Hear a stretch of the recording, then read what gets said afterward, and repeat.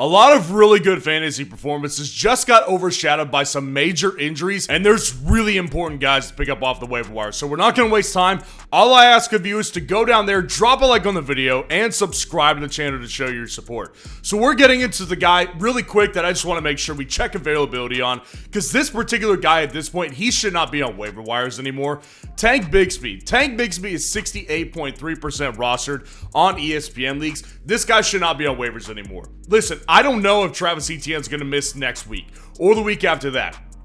But here's one thing that's really, really clear. Number one is that Tank Bigsby at this point should be viewed as, at the very least, a top 5 handcuff running back in fantasy football. That's number one. So if you have Travis Etienne, there's no way this guy should be on waiver wires. And number two is that if Travis Etienne ends up missing time, Tank Bigsby is going to be almost an auto start for you. He's going to give you RB2, RB1 production as he just gave you versus the New England Patriots here. Now, the other part of this is that we've been hearing for weeks that Travis Etienne is definitely on the trading block, and teams are showing interest in Travis Etienne. So with the trade deadline coming up, we've already seen some moves towards the wide receiver position. I have a feeling we might see a move towards Travis Etienne, and I think it would be best for all parties involved. Travis Etienne and the Jags, if they just wipe their hands clean with him, send him over to an NFC team like the Dallas Cowboys, wink wink, and I think that everybody would be in much better shape, because Tank Bigsby has proven 100% that he can lead this backfield in Jacksonville. It's not like they're competing for any playoffs at this point. Tank Bigsby, though, we know can get you 20 to 25 fantasy points in a game if he gets the backfield here. So just based on the potential that Travis Etienne may get traded and the potential that he misses a couple weeks, Tank Bigsby needs to be on rosters. So we're getting into the meat of the guys right now. You've got to claim these guys immediately 100% of the time. Juwan Jennings and Keon Coleman are my first two guys. Juwan Jennings is 45.7% rostered. Now, this is crazy because, back a couple weeks ago, he had the biggest fantasy week of the year, and nobody was, leaving this guy on waivers. This guy was getting picked up everywhere, and of course, since Brandon Ayuk had a good game a couple weeks ago, Juwan Jennings started slowly getting dropped, and he did not play in Week 7, so I think a lot of people just had their eyes off of Juwan Jennings. Obviously, now it freaking matters, right? Juwan Jennings is going to be probably their wide receiver 2 for the rest of the year at the very minimum, because Brandon Ayuk suffered a knee injury that is probably going to be a torn ACL. That's exactly what the 49ers are fearing at this point. So unfortunate luck for Brandon Ayuk here, but that creates so much opportunity for Juwan Jennings to seriously provide you wide receiver 2 upside in fantasy football moving forward. And another guy that we'll go through here in just a minute. So Juwan Jennings, in my opinion, this is number one priority right here. If he's on your waivers, 45.7% rostered. If he's on the waiver wire, you need to pick him up right away. You prioritize him over everybody. Keon Coleman is 44.4% rostered. Now, he did definitely get dropped after Amari Cooper ended up getting traded to the Buffalo Bills. And I actually said, I think Keon Coleman probably is droppable right at this point, because I figured that Khalil Shakir probably be the wide receiver 2, and Keon Coleman, just based on the way that he was looking, probably would fight for snaps with Matt Collins here.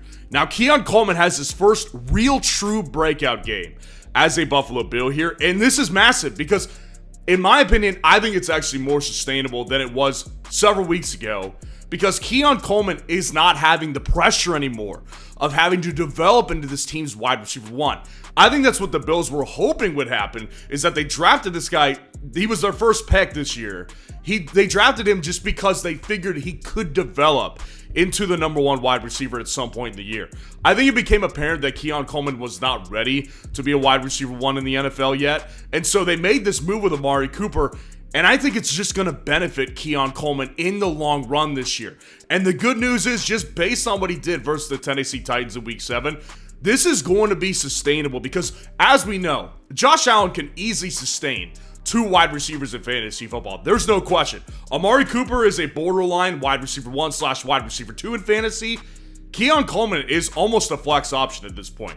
So this guy, I think he continues to get better. This is a long-term investment. I don't know if I'd have the confidence to say that you could throw him out there, start him in Week 8, but I do have the confidence to say that this is a long-term investment that I believe absolutely could pay off towards the end of the season and heading into the fantasy football playoffs. Romeo Doubs is another big one for me personally. 37% roster on ESPN. And listen, Romeo Doubs is among many Green Bay wide receivers who can go off and then kind of shut down at any particular time. It's really Jaden Reed who, he's actually had a bad couple games as well, but he's probably their number one option. But one thing's really interesting. If you look at the deeper routes run, like Romeo Doubs is really their most true clear wide receiver. Like he runs the most downfield routes. He runs the most over the middle of routes. And if you watch that game against the Houston Texans, Jordan Love relied on Romeo Doubs heavily early in the game, middle of the game, late in the game to get him serious production over the middle of the field. Now, this to me is more sustainable because Romeo Doubs a couple weeks ago when he got suspended, a lot of people just dropped him on waivers. They thought it wasn't going to happen because he hadn't performed up to that point. But ever since then, ever since he came back from the suspension, Romeo Doubs has actually looked really good for this Green Bay offense. So Romeo Doubs, to me, I believe actually could become a relatively consistent flex option for you at this point. And again, we know that he has the big playability. This guy can get in the end zone. Didn't happen in week 8. But what he started to show, which is the most encouraging part to me, is that he's becoming their wide receiver one on a route basis. He's the guy who's running the most consistent wide receiver, true wide receiver one routes in Green Bay at this point. So I think Romeo Doubs is a really good pickup, 37% rostered. I think if you're having wide receiver / flex issues, Romeo Doubs is a good pickup. Ricky Pearsall is the other San Francisco name that you need to know. Now, it could be easy. We could go with Jacob Cowing, who definitely, he had some big plays for the 49ers against the Chiefs. Realistically, if you actually watch Jacob Cowing and what he ran on Sunday versus the Chiefs, which is really all that we have to go off of at this point, because we haven't seen anything of him yet. If you watch that game, there was a lot of deep balls that were headed towards his way.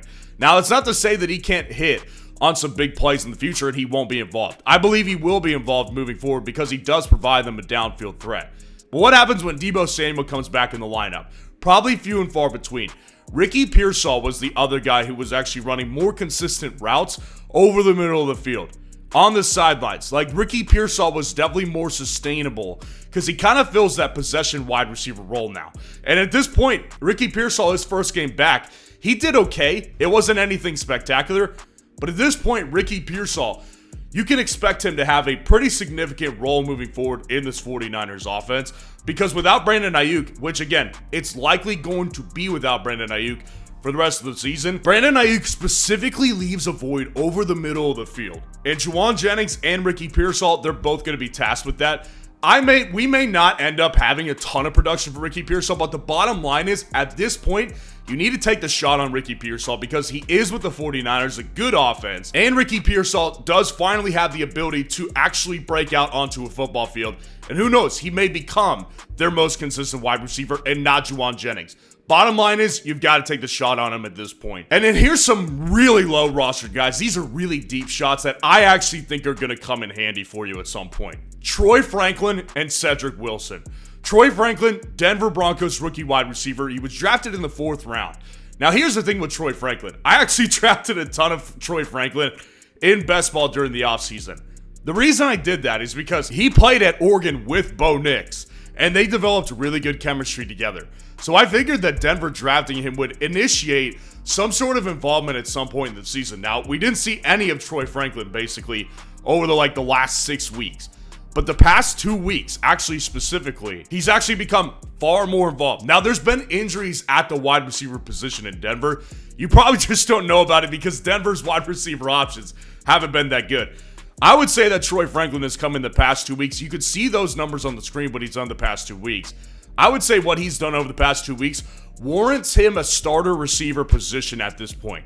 Courtland Sutton just put up a goose egg on Thursday night versus the Saints where they absolutely destroyed the Saints. Troy Franklin was actually their most relevant wide receiver.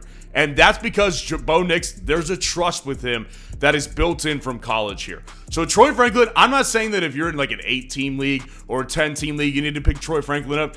But you should at the least consider him in a 12-team league and a 14-team league. And if you're in 16 or 18-team leagues, Troy Franklin's the kind of guy that absolutely can provide you upside as the season continues to go on. Cedric Wilson, my last guy. Listen, in New Orleans, there's a lot of issues right now. but Cedric Wilson actually was the most relevant wide receiver. It wasn't Bub Means. It wasn't Mason Tipton. Cedric Wilson was actually the most relevant wide receiver in New Orleans. So, obviously, there's not going to be a ton of upside as long as Spencer Rattler's his quarterback, which, again, is why I wouldn't say, like, if you're in an 8-team or 10-team league, you got to pick Cedric Wilson up. I'm not saying that. What I'm saying is if you're in those deeper leagues where you have to go get something on your waiver wire just to take a shot, Cedric Wilson, I do think, is a guy to take the shot on because, again, don't forget this. Rashid Shaheed probably going to miss the remainder of this season. He's probably done. So they need a wide receiver 2, sometimes a wide receiver 1 when Chris Olave is being a bum. So I think that Cedric Wilson has kind of made it clear he's the second best option behind Chris Olave at this point. And the only running back you need to claim who's under 50% rostered, Tyrone Tracy Jr. What really encouraged me about Tyrone Tracy Jr., obviously the last 2 weeks were awesome, right? Without Devin Singletary, Tyrone Tracy Jr. showed that he is going to be a really good player if he gets the opportunities fully, sort of like a Tank Bigsby here. Here's the reason you need to pick up Tyrone Tracy Jr. Over the past several weeks, we've heard that Brian Daboll's been giving him a lot of compliments. If you go back to the training camp time, they were loving what they saw out of Tyrone Tracy Jr. And I read from a beat reporter, which take this with a grain of salt. Sometimes these beat reporters are just blowing hot air. But I read from a beat reporter in New York. He thinks that he may have taken over this number 1 role already, and Devin Singletary is kind of playing second fiddle. Which, if you just look at a touch basis, what happened on Sunday versus the Eagles, it may indicate that the case. Now, they got crushed by the Eagles, so it's a little tough to kind of decipher what touches actually mattered and how this will go in a normal game where they don't get killed. Tyrone Tracy Jr., to me at this point, if he's the running back 1 in this offense, you don't want him on waivers. So you got to take the shot on him. And Tyrone Tracy Jr., I think it's a guy that deserves a roster spot. If nothing else, being a handcuff for Devin Singletary. But again, I think he's more than just being a straight-up handcuff running back at this point.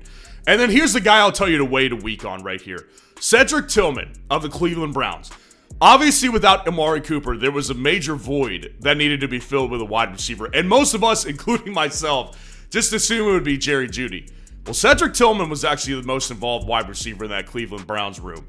And here's the other part that makes it interesting to me. If it was still Deshaun Watson, I wouldn't care. But Deshaun Watson, if some of you did not see this, he definitely suffered a torn Achilles. By the time you're watching this, it may have already been confirmed. That dude's Achilles ruptured on spot. It completely snapped like a rubber band.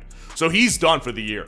This point, it probably will be Jameis Winston unless they're dumb enough to roll out Dorian Thompson-Robinson. If it's Jameis Winston, that gives this offense so much more upside. See what David Njoku just did at the tight end position. Cedric Tillman, I do believe, if it's Jameis Winston, this one could be sustainable, but I'm not ready to say that he's a must-add because I don't know what the Browns are really doing all the time. So I would say watch this one, see what he does in Week 8, and then make a determination. So let me know how your team did in Week 7, and stay tuned for the buy low video that is coming on later this afternoon.